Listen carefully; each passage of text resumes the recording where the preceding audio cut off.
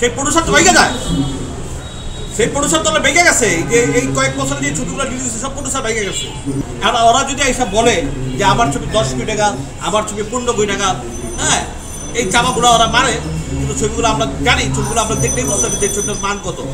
আর্টিস্টদের যে পেমেন্টটা, সেই পেমেন্টটা দিতে হবে 10 ভাগের, এখন যারা তার 10 যারা নেয় 10 ভাগের 1 ভাগ দিতে হবে। তারা তো সিনেমা হলে বাঁচানোর জন্য তারা আসে না, তারা ইনকাম করতে আসে, তারা নিজের পকেট ভরতে আসে। তারা প্রডিউসারের গলায় ছুরি দিয়া তারা মনে করেন তাদের সেন্ডো গেঞ্জি জাইঙ্গার থেকে তাদের কিনা দিতে হয়, স্যান্ডেল থেকে তাদের কিনা দিতে হয়, ঠিক আছে? খাবার দিতে হয় আপনার ভালো মানে খাবেন, কিন্তু ফকিন্নির বাচ্চারা ভালো মতো খাইছে কিনা সন্দেহ হতে ঘরের ভিতরে, ঠিক আছে? এগুলো বলতে হয়, ঠিক আছে? এমনও আর্টিস্ট আছে। এইটা টোটালি ভুল ধারণা যে বলে এটা তার বিবেক।